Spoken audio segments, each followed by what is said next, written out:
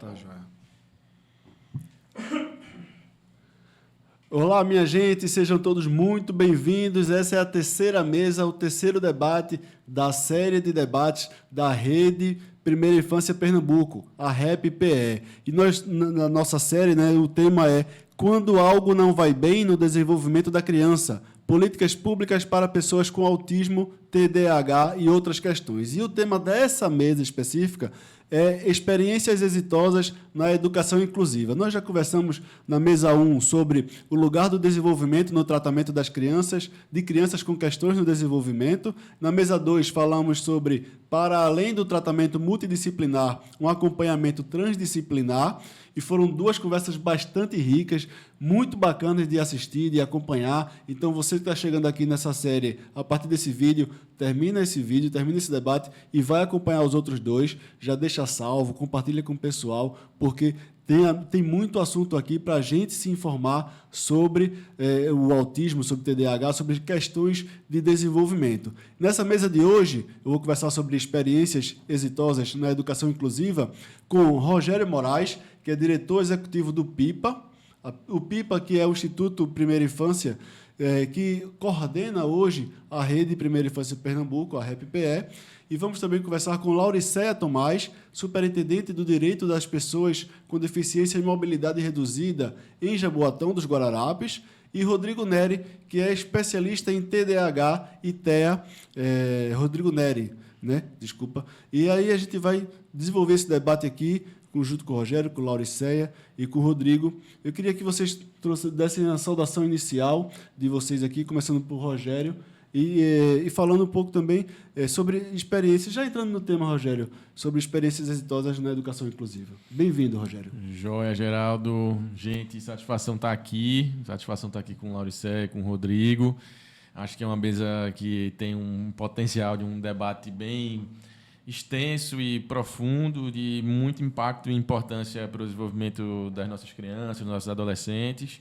Eu hoje estou diretor do Instituto PIPA, né, que é uma ONG, terceiro setor, e como você colocou, Geraldo, a gente, PIPA foi eleito e a gente assumiu a secretaria executiva da REP aí pelo próximo triênio de 2024, 25 e 26. Então, muito feliz de estar promovendo essa pauta, que é o início, né, do processo da gente poder fazer uma defesa mais ampla e amplificar esse debate que, na minha visão, hoje está raso, está incipiente. A gente pode avançar mais, né? É verdade, eu acho que Lauriceia vai poder falar mais um pouco disso, que algumas redes municipais de educação vêm avançando na ampliação do serviço, da cobertura do serviço da educação inclusiva. Eu vivi isso quando fui secretário executivo de educação aqui do Recife, 2013 até 2019. A matrícula mais do que dobrou e hoje mais do que triplicou, né, Lau? Mas hoje a gente precisa falar, inclusive, também sobre qualidade desse serviço. Pela ausência de parâmetros nacionais, a gente vê aí muitos municípios sem saber para onde ir. Então, essa realmente é uma questão importante onde a gente pode e deve aprofundar, né, algumas questões. Essa, acho que é a expectativa aqui para o debate. Muito bacana, obrigado, Rogério. Queria saudar aqui Lauriceia, seja bem-vinda. Queria que você trouxesse aqui desse seu alô, sua saudação inicial, para a gente conversar sobre esse tema de educação inclusiva. Para mim é uma honra estar aqui, né? Estou como superintendente hoje, mas minha vida toda é na área de educação. E, assim, trabalhei com o Rogério, ele que me colocou nesse desafio inicial da educação inclusiva. E, assim, para mim, eu tenho uma visão mais ampla de que realmente a gente tem crescido. Jaboatão, só para vocês entenderem, em 2017 nós tínhamos o quê? 10, 12 crianças com autismo. Na educação infantil, tá? Hoje a gente está com a base de 250 só na educação infantil. Então, houve um crescimento muito grande. A questão também da ampliação e da diminuição do tempo para o diagnóstico, isso é muito importante.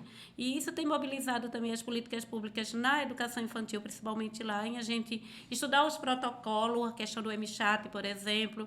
A gente vê a questão de outros protocolos e dialogar com o currículo nacional e o currículo municipal.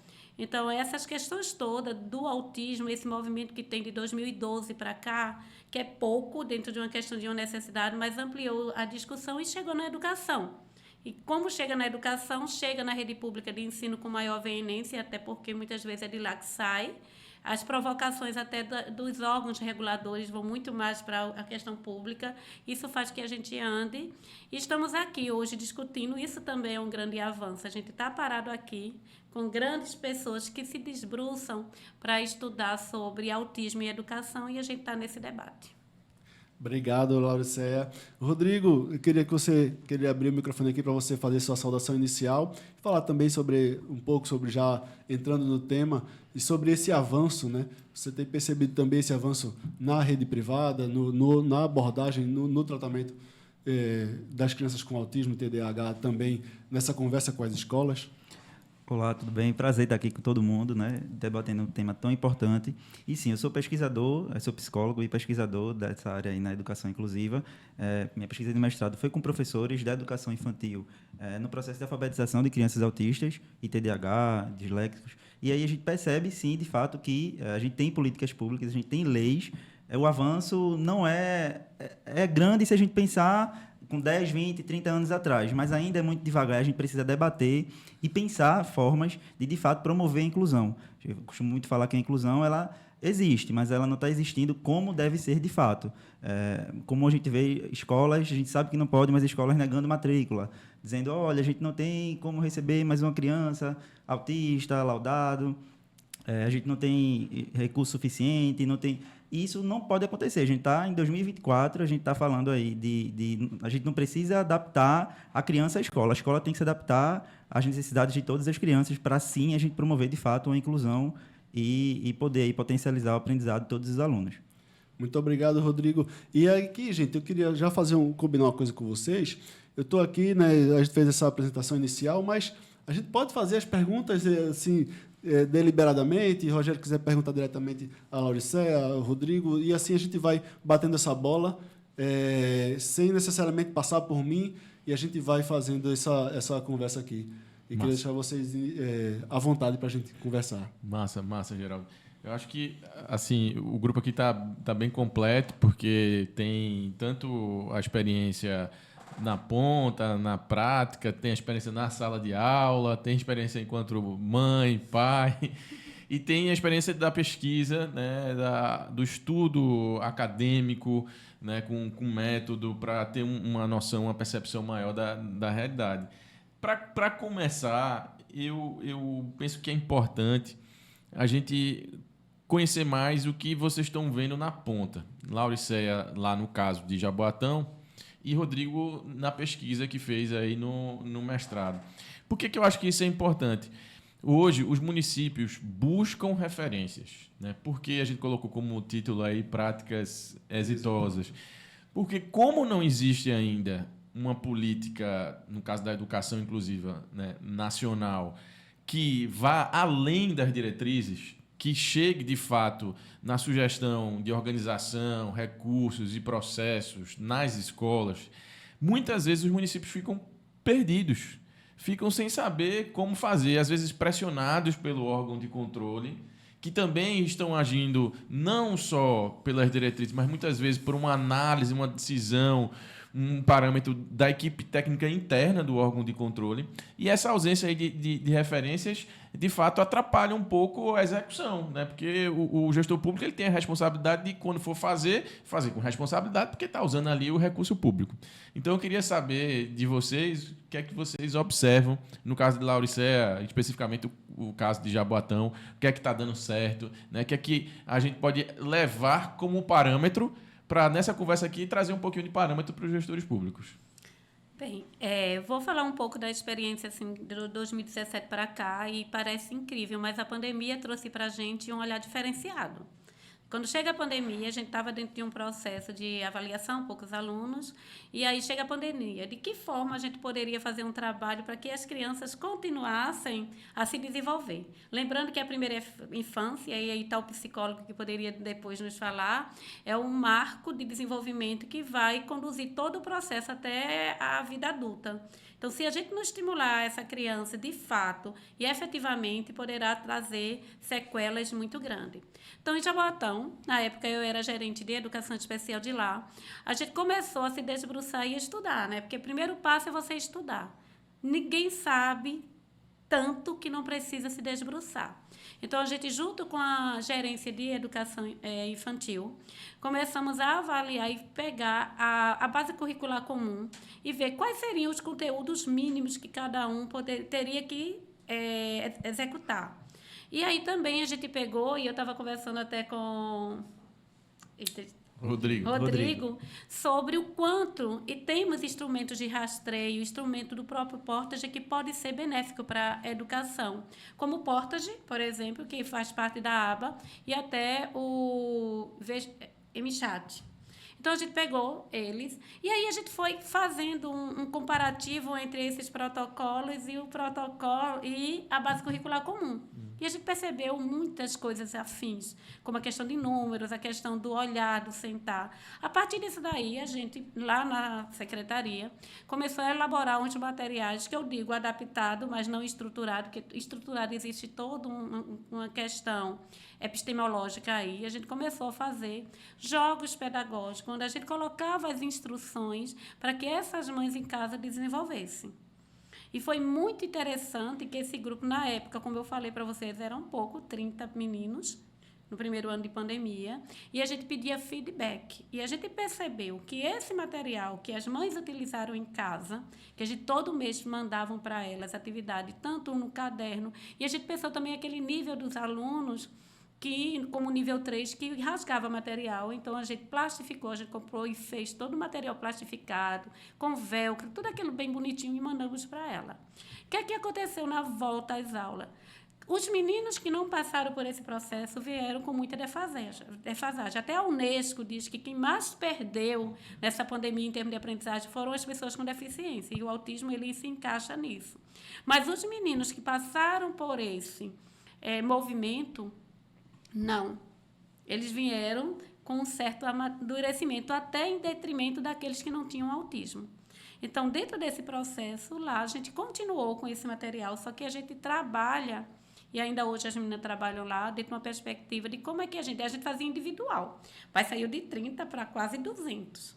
Então, a gente lá tem 23 creches e CMEs, então a educação especial elabora o material, coloca a instrução de como utilizar, dialogando com a BNCC e com a proposta curricular. E aí a gente começou a fazer formação com os professores. E tem uma equipe que vai na escola e mostra, vamos trabalhar. E, além disso, a gente também está fazendo os cadernos adaptados. Porque desmistificar para a escola também, que aí é o grande processo nosso como educadores da área, desmistificar que o que é bom para um menino típico, por exemplo, a questão da contextualização, que toda a tarefa tem que ser contextualizada. Para as crianças com autismo, nem sempre é assim, tem que ser objetiva para ver. Por exemplo, ele tem que saber a cor verde.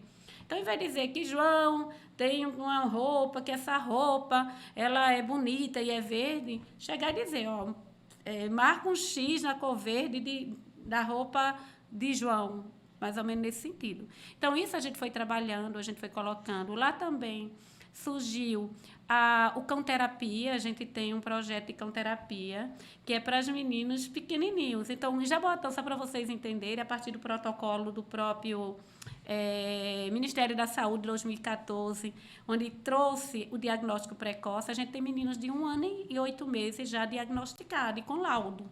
Uhum. Então, isso é muito bom. Os meninos estão chegando mais cedo na escola. E a gente está nesse movimento. Perfeito não está. Então, os meninos que estão na lista de espera para ir para terapias, a gente manda para o cão-terapia. Porque no cão-terapia, a gente tem o grupo, tem o psicólogo, o terapeuta, o fisioterapeuta e o fonoaudiólogo, que, a partir, usando o cão como ferramenta de mediação, tem trabalhado com ele. Então, isso tem ajudado. Outro ponto também que a gente tem feito lá e que tem ajudado, eu estou dizendo dentro de uma dimensão não macro, mas que está em andamento, é a questão das salas de recursos. Estamos colocando no Centro de Educação Infantil. Então, as salas de recursos são salas voltadas para o atendimento educacional especializado no contraturno, onde essas crianças, 2 dias na semana, ficam com esses professores. E algo também que tem dimensionado lá, assim, que eu acho que é uma provocação a nível de política, é que os próprios professores de educação especial estão buscando pós-graduação em TEA e em ABA.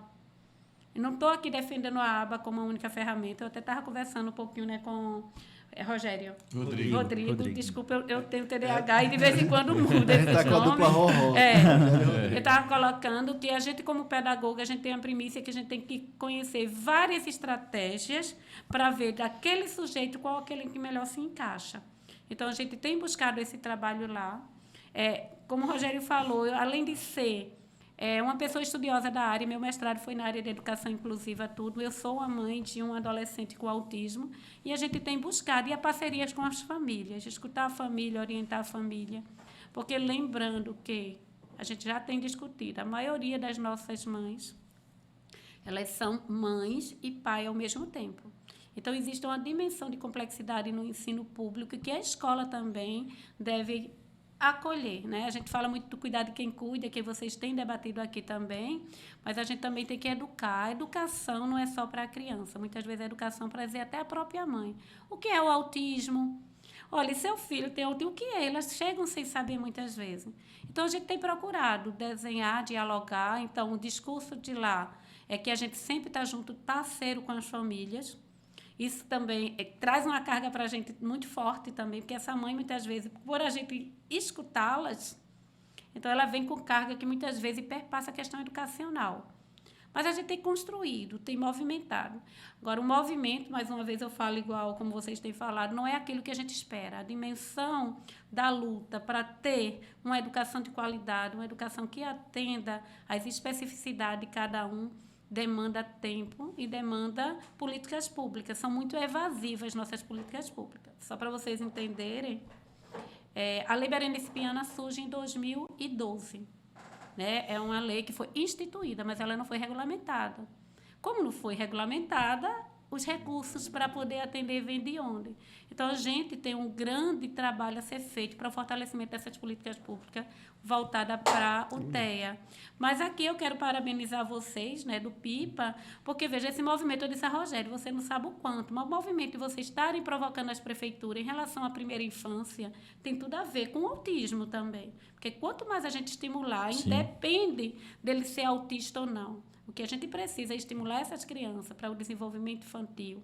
Os professores, eles precisam saber da escala do desenvolvimento infantil. Não é mais saber língua portuguesa, alfabetização. É a gente entender o desenvolvimento humano e como essa primeira infância é importante para as futuras gerações e para essa que aí estão. Então, parabéns ao PIPA também por estar com essa provocação com a gente que é gestor público no dia a dia. Isso envolve também fatores políticos, sociais, culturais também, porque, por exemplo, eu costumo muito conversar com os professores de que a gente precisa entender onde é que eu estou inserido hoje aqui, qual é a comunidade que eu estou trabalhando nesse momento. Então, se eu estou num colégio mais, sei lá, na zona rural, no interior, com um nível socioeconômico inferior do que no centro do Recife. Então, a gente também tem que ter a sensibilidade de entender que aquela criança que vai chegar ali pode ter, sim, mais dificuldades decorrentes a todo o fator que ela está inserida. Então, acho que a gente sempre tem que pensar assim, é um problema antes da parte de nós profissionais, da formação. Acredito que é uma problematização que eu faço sempre, de que a gente não é capacitado, a gente não é ensinado a trabalhar com pessoas com deficiência. Autismo, então, hoje a gente vê grades curriculares de professores e licenciaturas, da própria psicologia, estou falando também da minha área, que a gente não aprende, a gente não sabe. A gente sai, e aí o professor vai sair, vai se formar, acabou ali sua licenciatura, acabou a pedagogia, vai pegar alunos com TDI, que a gente chama hoje a deficiência intelectual, né, o transtorno do desenvolvimento intelectual. Um aluno autista nível 3 de suporte. E aí, como é que ele vai fazer? Quem é a rede de apoio dentro da escola para que possa dar esse suporte em relação ao planejamento, ao PDI desse aluno, por exemplo. É o professor que tem que fazer a responsabilidade da escola. Mas a escola ela sabe como fazer isso? Então, é uma coisa que envolve tanto a educação quanto a saúde, para que a gente possa se juntar e entender como a gente pode construir juntos. Ninguém sabe, acho que assim, se eu jogar o dever ético e responsabilidade da escola, eu, enquanto psicólogo, enquanto analista do comportamento, vou ficar cobrando a escola e vou estar com o meu aprendiz, meu aluno lá, perdendo tempo.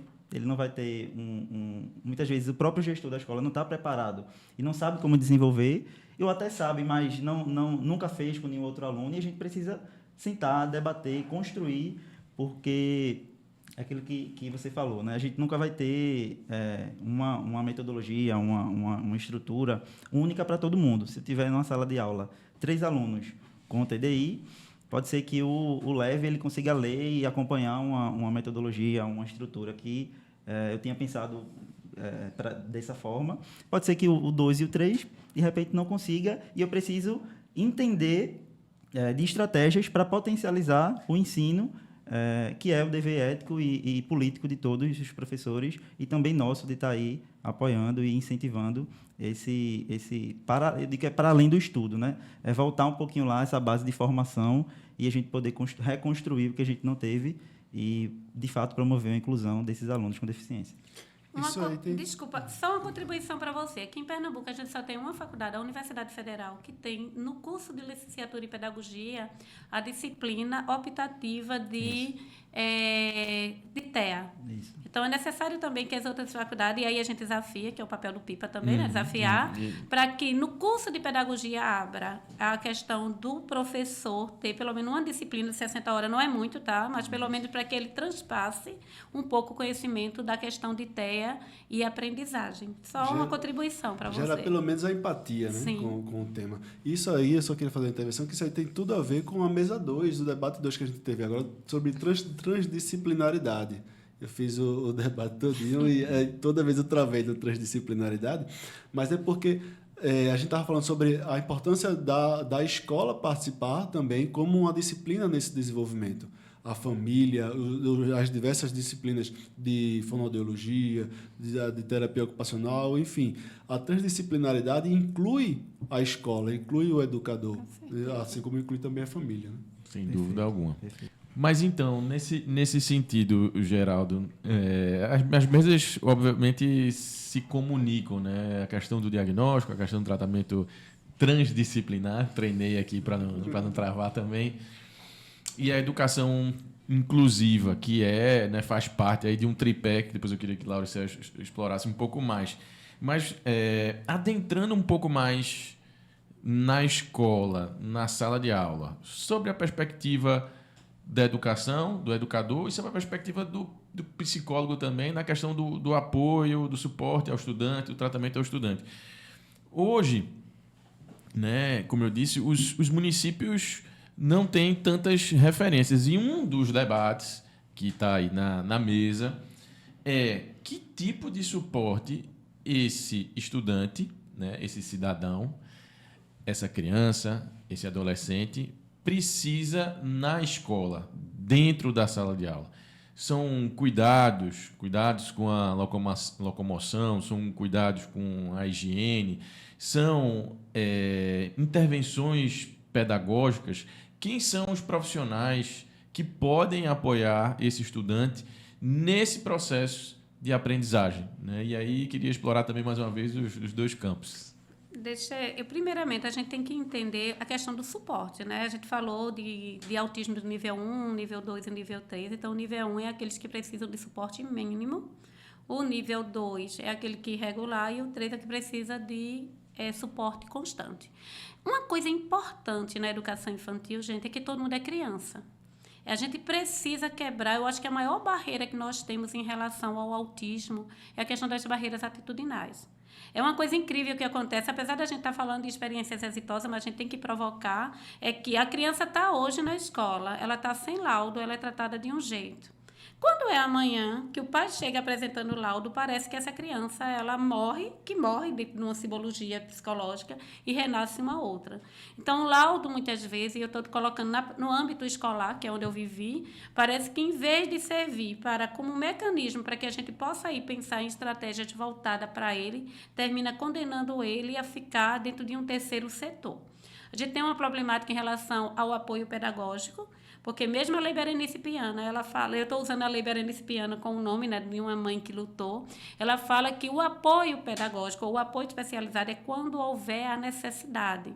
Mas diante de tantos desafios que a escola no dia a dia vivencia, a partir do momento que a criança tem um laudo, ela pode ter 1 ano e meio.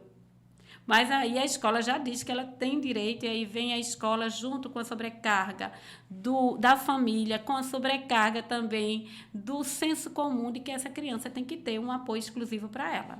Então, a gente tem que também desmistificar isso. Veja, a criança está andando.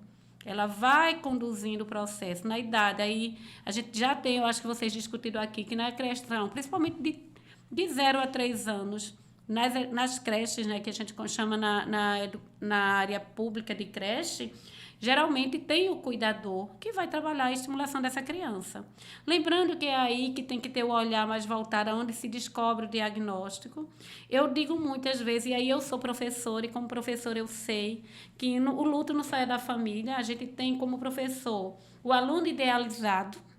E depois a gente encontra... A gente tem que matar, eu digo muito isso, a gente tem que matar o aluno idealizado para atender a expectativa do aluno próprio, esse aluno que está lá e que requer da gente, muitas vezes, há uma provocação em dizer, professor, tu nada sabe, tu tem que aprender. Isso é muito difícil para o professor ressignificar sua prática, assim como a família. Então, eu acho que esse apoio, ele parte desse princípio também. A gente, como gestor público, e aí eu me coloco, a gente tem que ter um olhar diferenciado para esse professor, de conversa com ele, mas, em cima de tudo, essa criança que de ontem para hoje recebeu um diagnóstico, ela não morreu, ela ainda é a mesma criança, ela ainda precisa de vocês. E aí, Rogério, o suporte vai se dar dentro do dia a dia, a gente está lá para avaliar. Lembrando que a avaliação na educação infantil, a gente volta agora à provocação, ela não é classificatória. A avaliação dentro da questão da LDB para a educação infantil é a gente acompanhar o desenvolvimento dessa criança. Até 5 anos, a gente não avalia para reprovar ou aprovar, que a reprovação hoje em dia até outros debates que poderiam vir. Pronto, mas se eu percebo que a criança tem algumas dificuldades, então, a gente vai intervir. Dentro dessa intervenção, a gente vai ver o melhor. Até há necessidade, em algum momento, desse apoio pedagógico. Mas a gente tem que ter o cuidado, né? Que é o apoio pedagógico, o AT. Aí tem várias terminologias para ele. Porque esse profissional, em vez de trabalhar para a autonomia dessa criança, pode criar uma dependência que mais tarde vai ser mais complicado. Então, eu acho que essa discussão temos que levar para a escola, não levando a escola como uma vilã. Não, é um espaço social que, assim como os outros espaços sociais, tem seus entraves. E está sendo pressionada para resolver tudo ali, né? Tudo se dar resolve na atenção, escola. É. Eu estava até conversando hoje de manhã, né? E eu me coloco muito nessa situação que a gente reflete.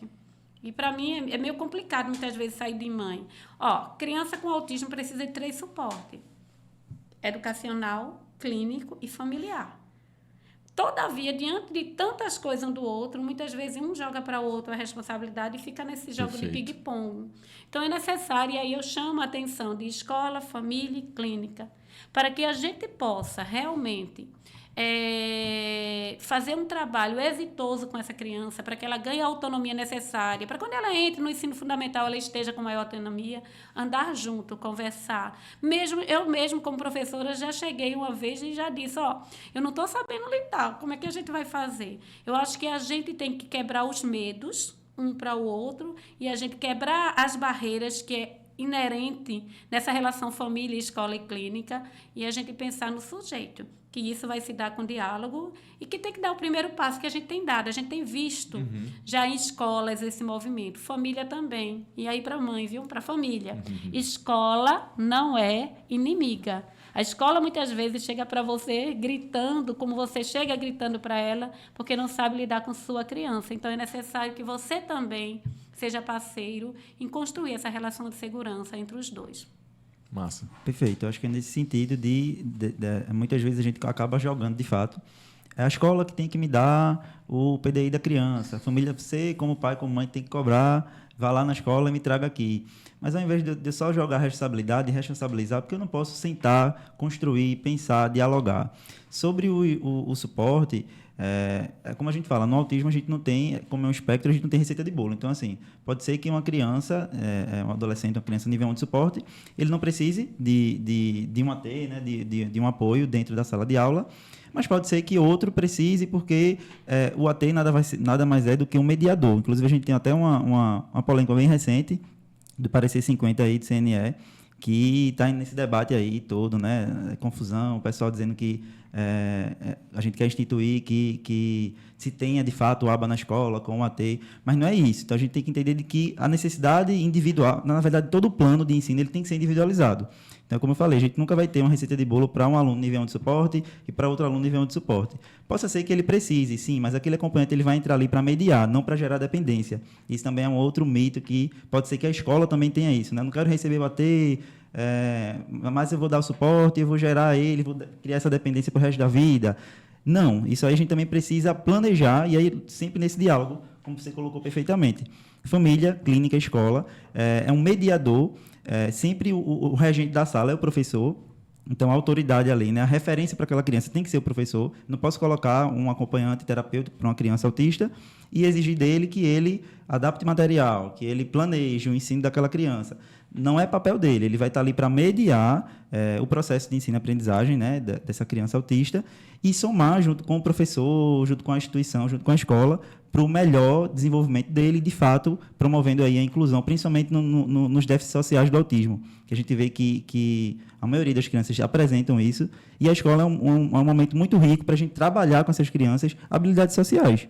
Então, a gente precisa, muitas vezes, de um apoio, sim, na escola. Ô, Rodrigo, fala um pouquinho mais aí dessa resolução 50 do Conselho Nacional da Educação. Aí. Qual é essa polêmica que está posta? Na verdade, muita gente está achando que a gente quer instituir, obrigar que tenha um AT e que tem que ter aba e que isso vai contra.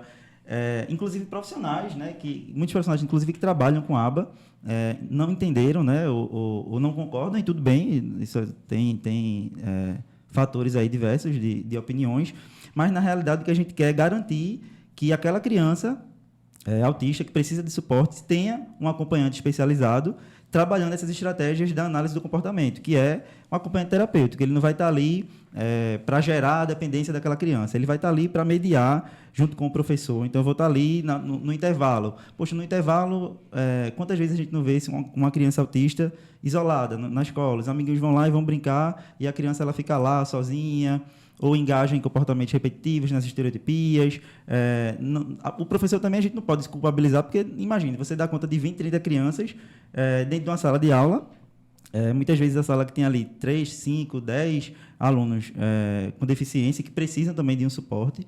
Então, justamente esse profissional ele vai estar ali promovendo não só dentro da sala de aula, nas habilidades acadêmicas, no processo de alfabetização, mas fora também, garantindo o desenvolvimento das habilidades sociais, que são importantíssimas para o pleno desenvolvimento aí de cada ser humano. Massa. Então, a gente falou aqui um pouquinho da evolução, né? Eu percebo que existe um cuidado tanto de Rodrigo quanto de Lauriceia, e eu compartilho dessa opinião também, Geraldo, que a gente avançou, mas é claro que ainda falta avançar muito mais, que tem muitas famílias que não são atendidas, não se sentem atendidas plenamente. Então, é importante também a gente manter o nível de indignação e cobrança. E aí vem o papel da REP Pernambuco, né, da Rede de Primeira Infância de Pernambuco, que é uma entidade formada por entidades da sociedade civil. A gente advoga por temas da primeira infância. E, sem dúvida alguma, uma das grandes prioridades que tem sido falado nos últimos anos é a elaboração dos planos municipais da primeira infância e do plano estadual da primeira infância, alinhados ao plano nacional. A situação de Pernambuco não é ruim. A gente está entre os 5 estados que mais têm PMPIs, planos municipais da primeira infância, aprovados em leis, né? Estamos aí pelo último levantamento do TCE, que foi divulgado no final do ano passado, com 46% dos municípios com PMPI. Geral também domina bem esse número, que a gente está fazendo algumas postagens aí no nosso Instagram. Quem ainda não viu, acesse o nosso Instagram, porque, inclusive, hoje, o perfil da REP no Instagram é o repositório mais atualizado, viu, Lau? Dos planos municipais de primeira infância, dos PMPIs. Então, quem quiser pesquisar um PMPI para ter referência, tem o site do Observa, que é mantido pela Rede Nacional da Primeira Infância, que todo município deve postar seu PMPI no site do Observa, porque, inclusive, as estatísticas nacionais são acompanhadas pelo site do Observa, mas nem todos estão lá, e hoje, aí, pela rede, né, pelos novos contatos que a gente tem aqui, O mais atualizado é o nosso. A gente está mais atualizado até, a gente tem planos que ainda não saíram no estudo do TCE que você citou. Porque saíram do ano passado para cá. Perfeito, Geraldo, perfeito. Já a gente tem planos que foram aprovados depois do levantamento do TCE, que está sendo atualizado agora. Então, é o melhor repositório que, em breve, até já dando um spoiler de novidade, vai se tornar um observatório, porque a gente quer ver não só a quantidade de planos, mas também a qualidade desses planos. Mas, esse foi só um preâmbulo, a gente tem outras causas, né? A gente vai além, né, do plano. Por que a gente defende o plano? Porque o plano, de fato, é um instituto, é uma normativa, né, aprovada, que a gente orienta que seja aprovada em lei, que é guarda-chuva, que trata de diversas políticas. Mas existem algumas políticas que estão avançando e outras nem tanto, e outras estão, como a gente está discutindo aqui, como é o caso das políticas, né, de inclusão. E aí, nesse ponto, eu entendo que a gente está precisando também, enquanto rap, chegar junto. Por quê? O debate ele existe ainda de forma muito rasa. Às vezes, os municípios não provocam tanto esses debates dentro do próprio município. Além do mais, existe um ganho quando a gente faz um debate e há trocas entre municípios. Então, a gente falou um pouquinho, né, todo esse preâmbulo para dizer, a gente falou um pouquinho de como é que está. Mas agora eu queria falar um pouco sobre perspectivas, né, na leitura profissional de vocês. Quais devem ser as tendências daqui para frente? Né? A gente deve ter mais clínicas diferentes, mais multi-especializadas, que possam fortalecer esse tripé. Nesse tripé, além da educação que avançou, a gente está precisando avançar também nas clínicas. O que é que a gente também está precisando avançar nas famílias? Em termos de políticas públicas, né? O que é que você está vendo que está dando certo por aí também, Lauricé, que a gente pode trazer aqui nesse debate, nessa conversa, para, como eu disse, trazer algumas ideias aí para os gestores públicos? Vê, a questão da negativa na rede pública tem melhorado muito com a questão da informatização. Vocês veem, na escola particular ainda existe mais negativa, mas a gente, a partir da informatização, onde o pai vai lá e reserva a matrícula e não precisa de nada, isso faz com que cada dia chegue mais. Então, esse crescimento também se dá a isso. Eu acho que até a nível de Ministério Público, principalmente nas escolas, nas redes, que é informatizado, tem melhorado isso. Porém, uma das discussões que a gente tem, e até vocês trazem também, é de fortalecimento das famílias. Tá? A gente tem uma prerrogativa, como a gente já colocou, que 85% das mães são mães solo. Muitas vezes essas mães, e aí eu vou colocar para a realidade pública, muitas, elas não têm estudos suficientes, elas são... A realidade de Jaboatão, por exemplo, só para vocês entenderem, que existe um número de quase, eu acredito, 30% da população de Jaboatão que vive em estado de pobreza, à miserabilidade. Então, isso remete à questão da formação dessas mães, dessas comunidades. Então, eu acho que o papel também deve ser nessa perspectiva. Mas esse movimento do cuidar de quem cuida está muito forte. Eu fico muito feliz quando aqui eu vi que você já está com esse projeto, que tem o governo do Estado. A gente teve uma conversa de escuta sobre a questão da inclusão de forma geral e houve um grupo voltado ao cuidador. E esse cuidador, a gente teve cuidado também lá, o cuidador e cuidado, desculpa essas falas, mas de olhar que não só é a mãe, tá? Uhum. É a pessoa que representa aquela pessoa que cuida da questão da pessoa com autismo. Eu estou colocando aqui, mas que vai para outras neurodivergências também. Então, a gente tem caso de avós, a gente tem caso de maridos, que as mulheres que abandonam e deixam ele sozinho. Então, a gente tem que ter esse olhar voltado para isso. Gente, por que isso? E o que é que isso remete à educação? Porque quando a família é fortalecida, consequentemente, essa criança é fortalecida. A gente fala muito no ABA que é intervir para melhor qualidade de vida. Então, esse intervir para a qualidade de vida não é só clínica, não. A escola, eu vejo a escola nesse movimento hoje de buscar, eu estou colocando, né, dos AEs, mas eu vejo e eu dou aula na pós-graduação de TEA e a gente já tem muitos professores da educação infantil vindo fazer esse curso. Então, eu acredito com essas provocações, esse observatório de vocês, esses planos da infância. Veja, a primeira infância é tudo. Eu acho que esses planos devem ser observados. Até que ponto está buscando ver essas consolidações de fortalecimento de vínculo.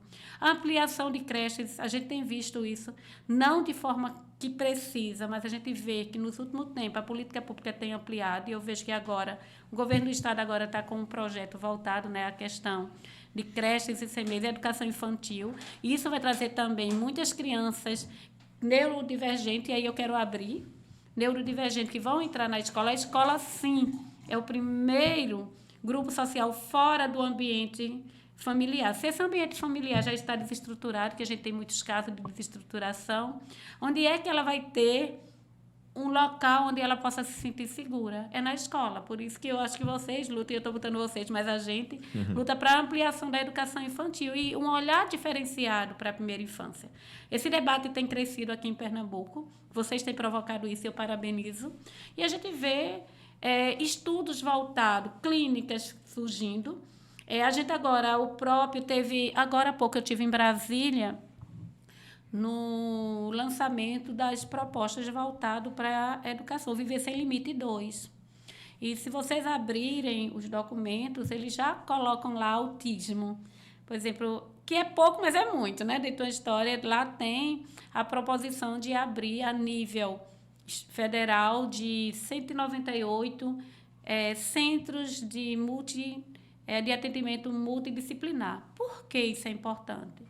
Porque, como a gente falou aqui, a educação tem que andar junto com a saúde. O professor ele também não pode ficar com responsabilidade que é da clínica. Um não substitui o outro.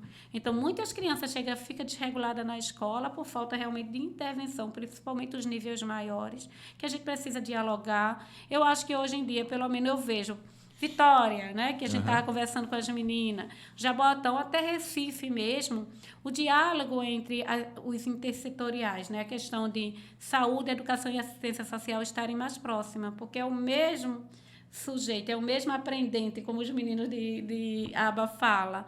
Então, esse olhar é voltado. Uma das coisas que eu coloco também, e aí eu quero deixar claro para vocês, que a questão do TEA no Brasil não é uma questão nucleada, não é uma situação de Jaboatão, não é uma situação de Recife, de Vitória, de Caruaru.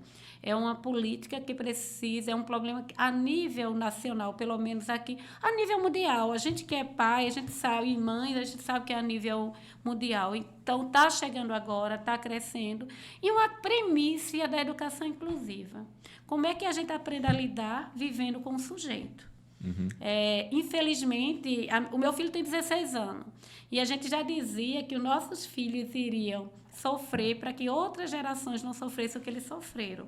Então, os meninos que estão nascendo hoje, que estão na educação infantil, eles já recebem benefícios do meu filho e dos filhos da minha geração, dos meninos. Então, consequentemente, essa criança que está chegando na escola hoje, ela está lidando com crianças sem deficiência, sem autismo, então vamos ter profissionais no futuro, que eles vão aprender com os pares, que é assim que a gente aprende na infância, a gente aprende com os nossos pares. Então, consequentemente, no futuro, a gente vai ter profissionais mais qualificados, que uma das grandes também brechas, eu não quero adentrar na saúde, mas já adentrando, é a questão da qualificação profissional. A gente não tem médicos qualificados, a gente não tem professores qualificados, é porque muitas vezes o professor ele coloca isso, eu não sou qualificada. A sociedade não é qualificada. Então, a gente junto tem que buscar, e eu vejo movimento. O próprio aqui no Estado, só para vocês saberem, os professores que eu estou falando agora, está tendo cursos voltado em AD para autismo específico, tá? Houve já essa plataforma. Jaboatão, a gente já fez 4 turmas de 80 horas para professores e apoio pedagógico voltado para autismo. Então, hoje, a própria internet, os cursos, a informática, ela traz para a gente informações que antigamente a gente não tinha. Então, tem curso, tem live, tem tudo. O próprio Ministério da Educação também está vindo aí com um grande número de formações voltadas. E é assim que a gente se constrói. Eu acho que o querer, a provocação... A criança está chegando na escola, já é um elemento provocador para que esse professor também busque informação, que provoca o gestor. Eu já vejo o sindicato indo com questões, né, dizer, olha, a gente quer formação na área da educação inclusiva. Isso não era mesa de negociação há uns anos atrás, e eu já estou tendo, então os profissionais estão buscando. A educação inclusiva, ela veio para ficar, não é uma moda. A educação inclusiva é uma transformação de filosofia de vida que está aí. Então, quanto mais a sociedade se conscientizar de que é algo que vem e não vai ter volta, melhor é. E a gente vê a mídia, todo mundo já nesse movimento. Ô, Lau, deixa eu pegar um gancho que você colocou aí num determinado momento da sua fala, que eu acho que é o ponto para passar para Rodrigo. A questão-chave, a pergunta-chave é tendência a ampliação de clínicas multi-especializadas, né? Lau falou que há um direcionamento, um lançamento de um programa federal para apoiar, né, estados e municípios. Porque talvez uma das nossas preocupações, que você também trouxe, Rodrigo, na outra fala, é que nosso olhar é para as infâncias. Não é só a infância da região metropolitana, mas também da Zona da Mata, mas também do Agreste, mas também do Sertão. Todas as infâncias de rua, as infâncias ribeirinhas, as comunidades quilombolas que também temos no nosso estado. Então, diante dessa diversidade do estado, será que a gente consegue avançar? E essa é a melhor forma de avançar, com clínicas multi-especializadas, desde que governo federal e estado colaborem com os municípios? Com certeza. E, para além disso, eu acho que é um dever ético, principalmente de nós, profissionais da saúde, estarmos aí contribuindo para que isso possa acontecer. Então, por exemplo, capacitar professores. Me coloco à disposição, inclusive, sou diretor do Grupo Ampliar, e lá a gente está fazendo um projeto desse aqui em Recife, mas a gente pode, inclusive, ampliar também para Jabotão. É um desejo, principalmente meu, para que a gente forme professores em relação a uma formação básica, tá? A gente tem um projeto de 60 horas, mas é o que a gente chama de mini curso, uma imersão aí aos conceitos e estratégias de análise do comportamento aplicada para crianças em processo aí de alfabetização, para que os professores possam entender, quem não entende, né, que possam adentrar aí nesse universo da análise do comportamento e utilizar demais essa ferramenta para promover aí a leitura, a alfabetização, a leitura e a escrita dessas crianças. Com certeza, o avanço de clínicas multidisciplinares, né, transdisciplinares na realidade, que a gente precisa dialogar, educação, saúde, e isso só vai acontecer também se a gente na saúde, a questão dos médicos, por exemplo, é um direito a gente fazer lá toda a avaliação da criança pelo próprio SUS, mas a gente tem médico capacitado para avaliar aquela criança nos instrumentos que as próprias diretrizes propõem. Então, por que a gente não pode pensar em capacitar residentes, por exemplo, de pediatria, para o atendimento com crianças autistas? Não só pediatras, residentes de psiquiatria, psicólogos, fonoaudiólogos da rede pública, que a gente sabe que precisa desse olhar mais cuidadoso, porque laudo, a gente fala da importância do laudo não é sentença, né? É direcionamento. Quando a criança ela tem o laudo, ela é laudada, é até uma oportunidade do próprio professor da escola, da saúde também, né? Dos terapeutas, terem aí um norte de como vão trabalhar, mas da escola também poder entender de que, ok, a partir disso eu vou criar estratégias, entendendo como é do nível neurobiológico desse cérebro, como é que eu posso potencializar esse processo de ensino e aprendizagem. Então, não é uma sentença. Por isso que a gente fala que é tão importante o diagnóstico correto e precoce, para que a gente possa aí, cada vez mais estimular da forma correta o desenvolvimento dessas crianças. Massa. Passa rápido demais, né, Geraldo? Rapaz, a gente recebe o aviso aí do tempo, já estamos indo pro fim, mas dá tempo de acrescentar, colocar aí as palavras finais. Eu queria também fechar essa série de 3 podcasts, Geraldo, falando em nome do nosso grupo, da REP Pernambuco, da Rede Primeira Infância de Pernambuco, dizendo que esse movimento é o início, está sendo um piloto. Essa é uma das causas que, dentre tantas, né, em relação às infâncias, a gente está escolhendo priorizar, que a gente pode contribuir para um aprofundamento da discussão. Então, a gente está partindo, né, nesse mês de abril, a gente está gravando aqui no mês de abril de 2024, essas primeiras mesas dessa série, e sem dúvida alguma isso vai reverberar ao longo do ano, para quem sabe, se Deus quiser, no ano de 2025, a gente fazer algo mais robusto, a gente fazer algo maior, né, ampliando essa oportunidade de trocas, inclusive abrindo para participantes, quem sabe, esse é nosso sonho, nosso desejo. Porque, de fato, Avançamos muito, acho que é o grande resumo aí do debate, dos debates, das mesas. Avançamos muito, mas precisamos avançar muito mais, porque a gente está falando da garantia de direito. E direito ou está garantido ou não está. Né? E quando a gente está falando... Mundo, né? Exato. Como a gente está falando de uma população que precisa, né, de um suporte especializado, a gente precisa chegar mais perto e mais rápido e ter mais claro essas definições, essas diretrizes, né, que precisam ter para que todo mundo possa atuar. Esse é nosso desejo, essa é nossa expectativa. Exatamente, Rogério. E eu compartilho dessa visão também, né, como vocês também colocaram aqui, que a gente andou muito para o que a gente tinha. Para quem não tinha quase nada, né? A gente avançou bastante, mas quando a gente olha o tanto que a gente tem para fazer, a gente tem muita coisa ainda para fazer. Então, esse é um dos recursos, a gente colocar esse espaço, a gente proporcionar, aumentar esse debate, fazer desse debate uma rotina na nossa sociedade, seja aqui nas mídias digitais, seja presencial, mas que a gente fale, que a gente provoque poder público, setor privado, pesquisadores, para conversar sobre isso, para movimentar e gerar, enriquecer o conhecimento da sociedade como um todo, né? Exato. Vou fazer um último comentário, porque eu acho que eu vou passar a palavra e não falo mais até o final aqui, da gente finalizar esse encontro. Quero agradecer também a ti, Geraldo, que foi o mediador aí desses 3 encontros, dessas 3 conversas, desses 3 papos. Que o seu blog, o Infância 1, cresça, porque quando a gente fala, né, de falar mais de primeira infância, a gente precisa de mais espaços para falar de primeira infância. Então, a gente precisa da imprensa, da mídia, né? Precisa ter esses locais, esses fóruns que falem também recorrentemente e que cheguem de diversas formas até o público. Então, parabenizar você pelo seu trabalho e por todo o suporte, né? Porque todo mundo que está na REP, gente, é voluntário, está pela causa, né? E Geraldo é mais um voluntário que está dedicando tempo, está dedicando trabalho, está dedicando esforço para que a gente consiga produzir esses conteúdos, essas entregas e consiga influenciar nessas políticas públicas. Então, aqui também faço esse registro, esse agradecimento a Geraldo. Então, obrigado, Rodrigo. Obrigado, Lauricé. E a palavra aí agora com vocês. Pronto, no meu caso, eu queria agradecer uma coisa também, dentro dessa visão que eu esqueci de falar, em relação a questão da dimensão das clínicas, mas vocês mesmos têm provocado a questão do treinamento parental. Isso. Eu acho que é um caminho que a gente tem que seguir. Então, eu acho que dentro dessa perspectiva, eu já vejo algumas instituições falando do treinamento parental.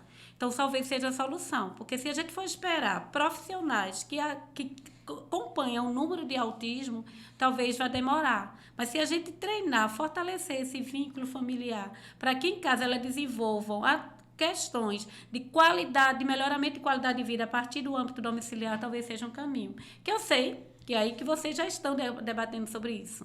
Então, queria agradecer a vocês por esse espaço e dizer assim que estou à disposição no que precisar. Eu honrosa como mãe, honrosa como pesquisadora da área desde 92, né, que estou aqui, estou à disposição do que precisar, e eu acredito que a gente está indo no caminho certo, tendo órgão como o de vocês, com essa força toda que vocês estão provocando, e lembrando que o problema é de Recife até lá em Buíque, até lá em Petrolândia, em todo lugar. Mas se a gente se unir como Estado, a gente vai conseguir avançar muito mais. Muito obrigada. Massa. Perfeito. Era exatamente assim que eu ia encerrar, que a gente possa promover, através de incentivos e de diálogos, o treino parental, que, se a gente for discutir na incentivação, no incentivo, na verdade, público, do poder público em relação ao SUS, ao acesso às terapias, a gente vai ter aí um longo debate, um longo caminho pela frente, que a gente pode fazer a curto prazo, a nível de eficácia realmente, para que todas as crianças, de fato, tenham um mínimo, né, em relação ao seu desenvolvimento, uma estimulação adequada, o treino parental. É um fator riquíssimo que a gente pode e deve começar a cada vez mais falar sobre isso e de levar isso aí para além de Recife, de Jabotão, mas para o estado inteiro aí, para de fato a gente capacitar pais. Ninguém vira pai, ninguém tem manual. Como é que eu vou ser pai?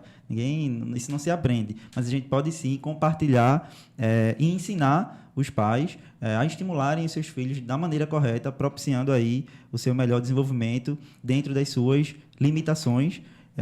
E para que desde lá da primeira infância até a sua vida adulta, a gente também, quando fala da infância, a gente pode esquecer que essa criança ela vai crescer. E aí esse boom aí de informações, e como a gente fala, né, da primeira infância principalmente, é o período mais rico que a gente tem de estimulação. Então, a gente precisa estar cada vez mais pegando essa intervenção precoce, não só na escola, não só na clínica, mas em casa, treinando esses pais para que eles possam dar continuidade nesse trabalho que vem sendo feito aí.